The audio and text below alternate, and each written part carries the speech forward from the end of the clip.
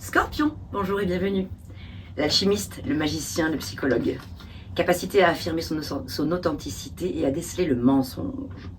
Guérisseur énergétique, capacité à tout entendre, tout accueillir et à mettre de la lumière dans l'ombre.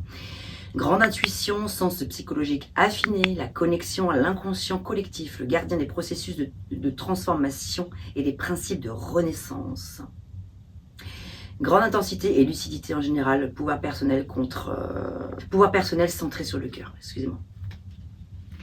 Que de belles et merveilleuses qualités des scorpions, parmi tant d'autres bien sûr, et parmi les blocages courants que l'on rencontre chez les scorpions, vous verrez si ça vaut pas, les blocages courants dans le domaine relationnel, affectif, sentimental, ça va être notamment la peur de la trahison. Voilà. Le scorpion peut avoir une peur intense de la trahison, de la perte, ce qui peut le rendre méfiant ou possessif en amour. La difficulté à faire confiance également. Vous avez du mal à faire confiance aux autres, ce qui peut créer des tensions et des malentendus dans vos relations. Alors, nous allons regarder maintenant quel est le message conseil du tarot. Pour vous, pour cette année, quelle est l'énergie qui va vous accompagner, vous guider, vous soutenir, et ce qui va être challengeant pour vous. Elle est là, elle a sauté, je l'ai vu passer. Formidable. La mort. Ne pas en avoir peur, il ne s'agit pas de mort physique, je vous rassure tout de suite. Pour les personnes qui ne connaissent pas le tarot, si vous me regardez surtout pour la première fois, vous pourriez vous dire « Aïe, la mort, c'est quoi ?» Non, la mort, c'est pas du tout la mort physique, je vous rassure. C'est la mort d'un cycle. Elle s'appelle également l'arcane sans nom. Dans le tarot de Marseille, on l'appelle l'arcane sans nom. La mort, c'est la renaissance. La mort, c'est la libération. La mort, c'est de se libérer d'énergie dont vous n'avez plus besoin, tout simplement. Probablement toxiques même, certainement.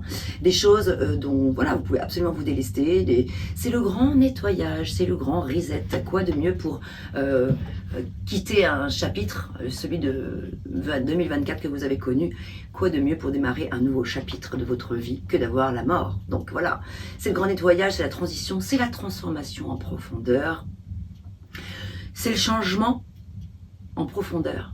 C'est un point final également à des choses, à des schémas peut-être de répétition, voilà. Donc c'est la finalité de quelque chose, c'est la rupture aussi peut-être.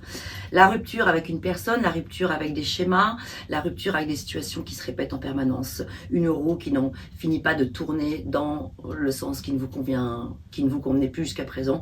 Eh bien, si elle ne vous convient vraiment plus, c'est vraiment plus que jamais une invitation à laisser tout cela derrière soi. La mort, c'est une très très belle énergie parce que ici, on est sur la fin d'un cycle. On renaît surtout plus authentique et beaucoup plus aligné.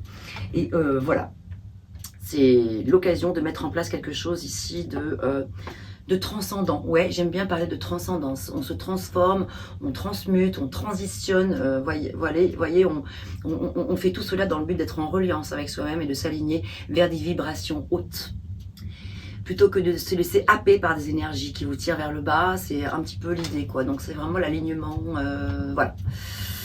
Donc la mort, c'est une très très belle énergie, donc quelque chose dont vous allez pouvoir vous libérer. En tout cas, c'est une invitation à vous libérer de cette chose ou de ces choses qui ne vous servent plus, de savoir dire stop à une situation qui ne peut plus durer comme ceci, comme cela. Voilà. Si vous avez envie d'aller plus loin, bien sûr, sachez que je propose des guidances personnalisées. Il vous suffit pour ce faire de me contacter si vous le souhaitez. Moi, mais pas forcément moi, ça peut être d'autres tarologues ou d'autres approches si vous le souhaitez, si vous en ressentez le besoin. N'hésitez pas à aller regarder également votre ascendant ou votre signe lunaire pour plus d'informations, pour personnaliser tout cela. Voilà mes chers, j'espère que cela vous aura parlé. Portez-vous bien.